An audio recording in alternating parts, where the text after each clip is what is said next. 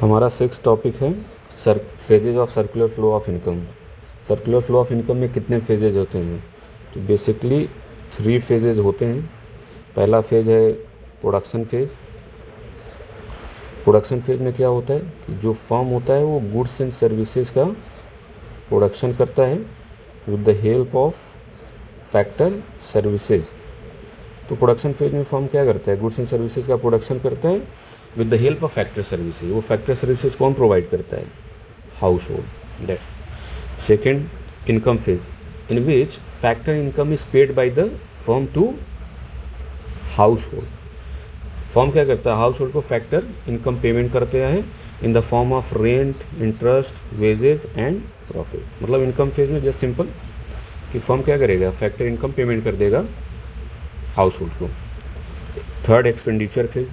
Expenditure phase में क्या होगा कि हाउस होल्ड के पास जो भी फैक्टर इनकम आया हुआ है वो पूरा अपना पैसा खर्चा कर देगा फाइनल गुड्स एंड सर्विसेज को खरीदने में।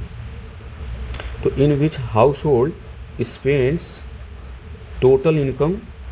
इस टोटल इनकम की जगह आप क्या लिख सकते हैं? Factor income. ओके, वही जो फैक्टर इनकम उनको मिला रहता है वो खर्चा कर देते हैं, स्पेंड्स कर देते हैं on final goods and services. यही final goods and services production कौन करता है? Produce by firm. Okay, next चलते हैं, डायग्राम देखते हैं सर्कुलर फ्लो ऑफ इनकम का। पहला आपका है प्रोडक्शन फेज। प्रोडक्शन फेज को हम जनरेशन ऑफ इनकम फेज भी बोलते हैं।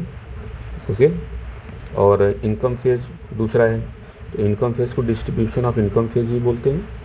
और एक्सपेंडिचर फेज को हम डिस्पोजिशन ऑफ इनकम भी बोलते हैं। तो यहाँ पे आप सेकंड फेज में आप ध्यान रखिए कि इनकम का जो डिस्ट्रीब्यूशन होता है वो कैसे होता है? फर्म हाउस होल्ड को करता है। ये बहुत इंपॉर्टेंट है। तो डिस्ट्रीब्यूशन ऑफ इनकम फर्म से हाउस होल्ड की तरफ जाता है।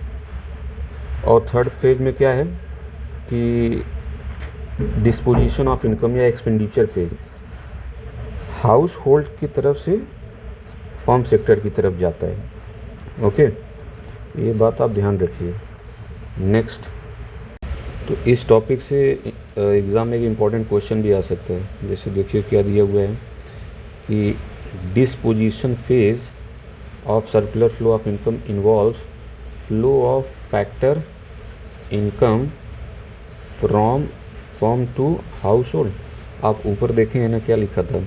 एक्सपेंडिचर फेज में हाउस होल्ड सेक्टर से फर्म की तरफ फ्लो होता है, ना कि फर्म से हाउस होल्ड की तरफ होता है। तो यहीं पे ये जो दिया है ना, यहीं पे ये गलत है। फर्म से हाउस होल्ड की तरफ नहीं होता है फैक्टर इनकम का फ्लो, हाउस होल्ड से फर्म की तरफ होता है। तो यही चीज़ यहाँ पे गलत लिखा हुआ है। इसे लिखा है नीचे, डिफेंड और refute the above statement with the valid argument. तो इसमें आपको आंसर में यही चीज़ लिखना है, द स्टेटमेंट इज रिफ्यूटेबल। क्यों? आपको ऊपर आंसर बताया, because the factor in disposition phase the factor income transfer या flow from household to firm, not firm to household. इसका यही आंसर है। नेक्स्ट टॉपिक, 7वां टॉपिक पे आ जाते हैं, 7th, stock and flow. Stock and flow क्या होता है? तो पहला मीनिंग देखते हैं। मीनिंग में क्या लिखा है?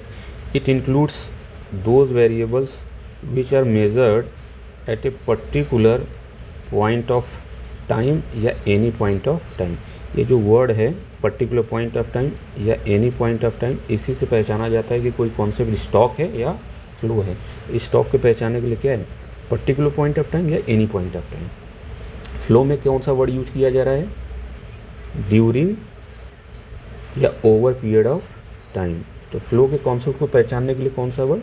ड्यूरिंग या over a period of time. मतलब फ्लो का जो भी फ्लो में जो भी चीज़ें आती हैं उसको बताने के लिए हमें ड्यूरिंग, दौरान, टाइम लगता है, या over a period of time, 1 महीना, 2 महीना, 3 महीना, 1 साल, 2 साल, ऐसा भी हो सकता है।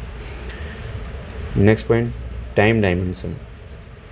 टाइम डायमेंशन मतलब स्टॉक को बताने में क्या हमको टाइम लगता है?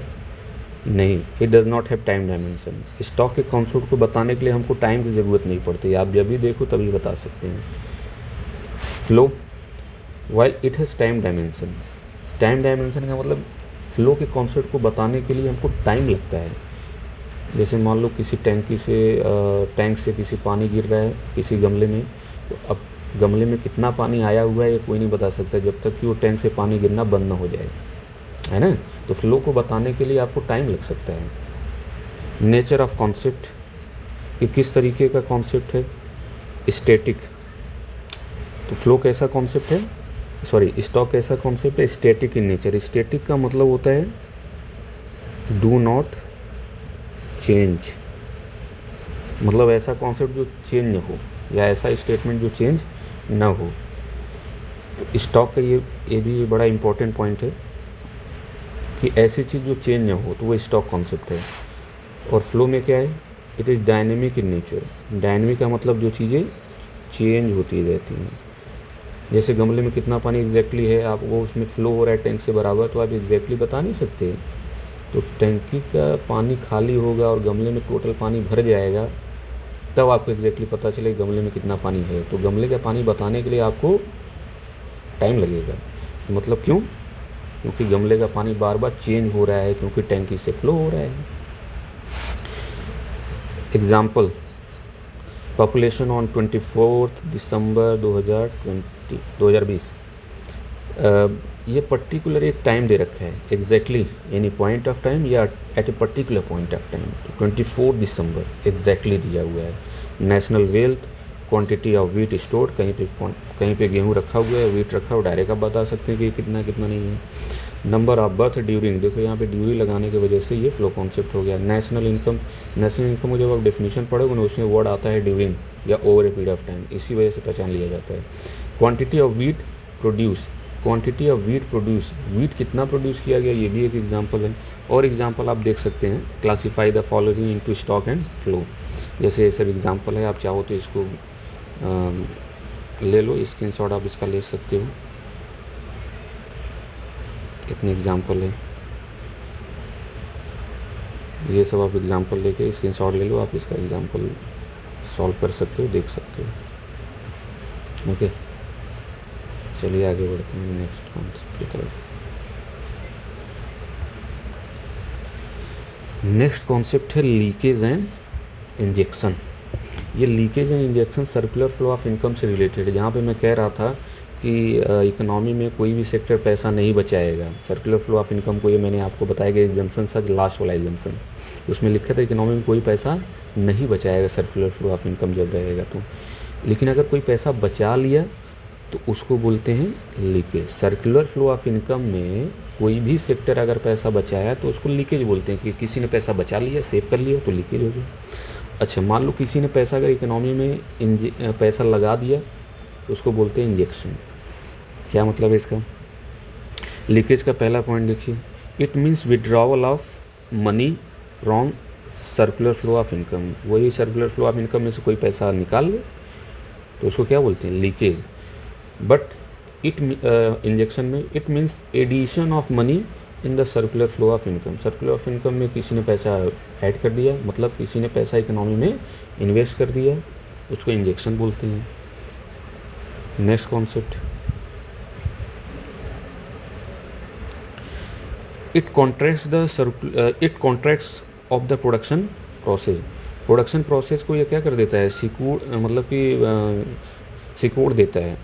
कैसे? किसी ने पैसा अगर निकाल लिया तो सर्कुलर फ्लो इनकम, मान लो आपका ऊपर हमने जो पढ़ा था वो कितना था, जो भी रहा होगा, मान लेते हैं 5 करोड़ था। अगर उसमें से किसी ने पैसा निकाल लिया तो प्रोडक्शन का जो प्रोसेस होगा वो क्या होगा? सिकुड़ जाएगा।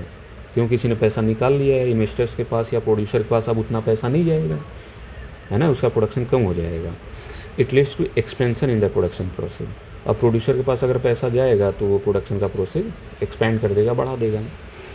एग्जाम्पल जैसे सेविंग्स, किसी ने पैसा बचा लिया हो, लीकेज।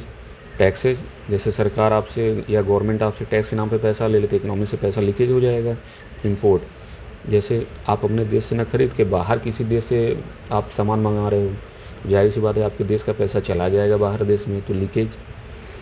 अब इसी सब का उल्टा है, किसी इकोनॉमी में कोई इन्वेस्टमेंट कर देगा तो पैसा ऐड हो जाएगा सर्कुलर फ्लो में।